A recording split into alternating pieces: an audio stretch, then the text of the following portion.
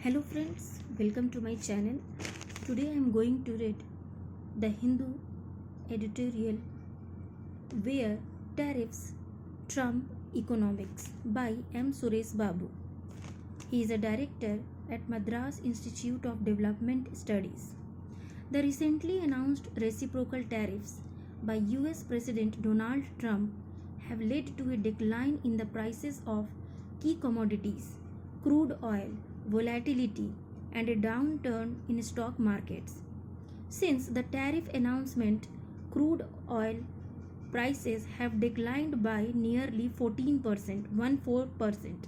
This drop is driven by fears that the global economy, particularly trade between major economies, may slow down, which could lead to reduced demand for oil.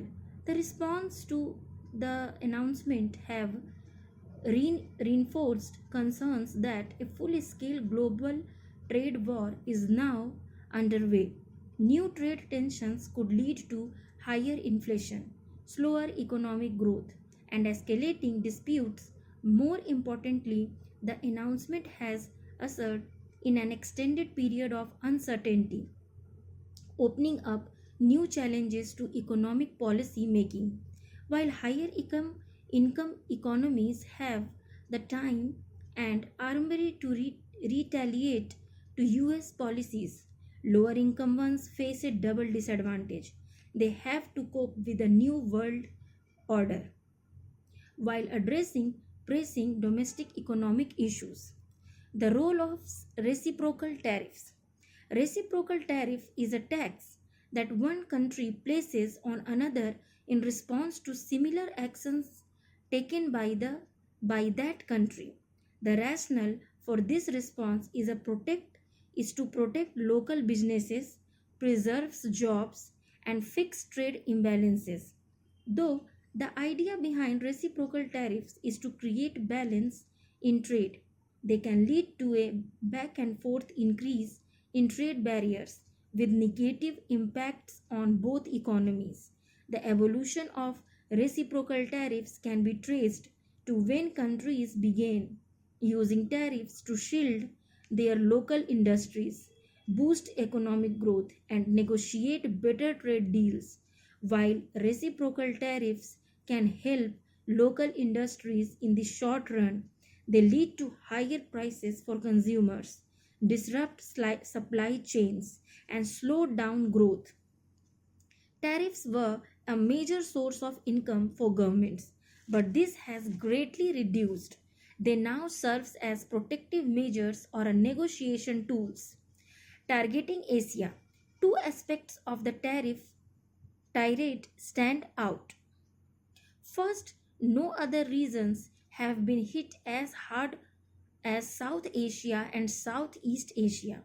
Economic development over the past 3 decades in these regions has largely been driven by exports to the rest of the world, particularly the US exports to the US, contribute around 30% of Vietnam's GDP and 25% of Cambodia's. Vietnam and Cambodia have been hit by some of the highest tariffs, 46% and 49% respectively. Thailand, Indonesia, Malaysia, the Philippines, and Singapore have been hit by tariffs of varying magnitudes.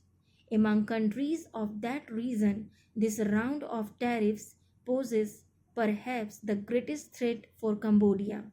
The garment industry, which employs close to 750,000 workers, has been crucial in providing steady incomes to the poor. Thousands of jobs in this sector are now likely to be lost. The smaller economies of Southeast Asia are not in a position to retaliate, unlike China, which has hit back with its own measures. These economies can only negotiate, and the interests of the US would primarily guide such negotiations. The second is the curious case of calculation of tariffs. The formula underpinning Reciprocal tariff is the country's trade deficit with the US, divided by its exports and then divided by 2.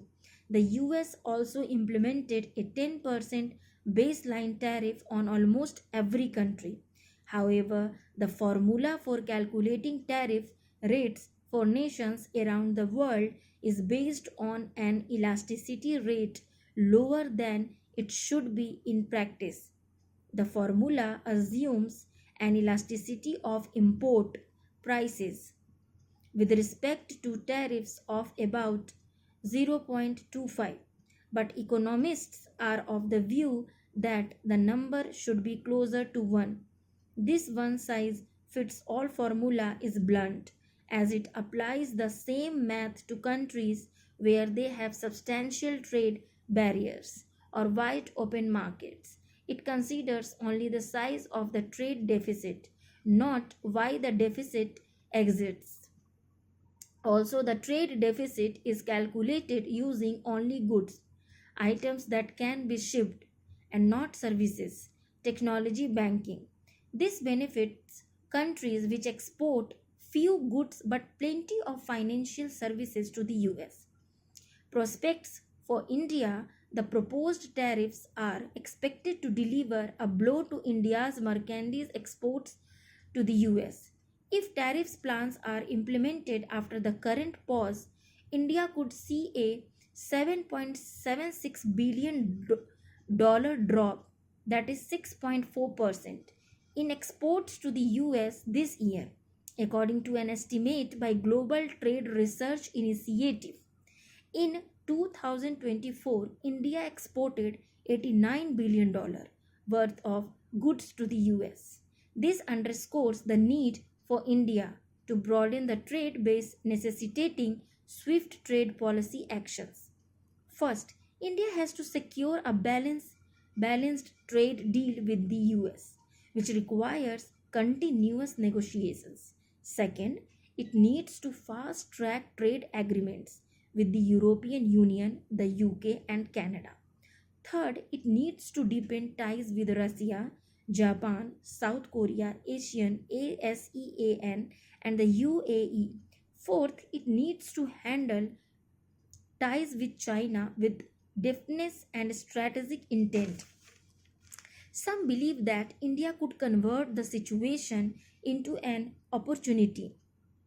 These beliefs are partly driven by the spectacular success of Apple's iPhone exports from India, within bracket by 54% last year.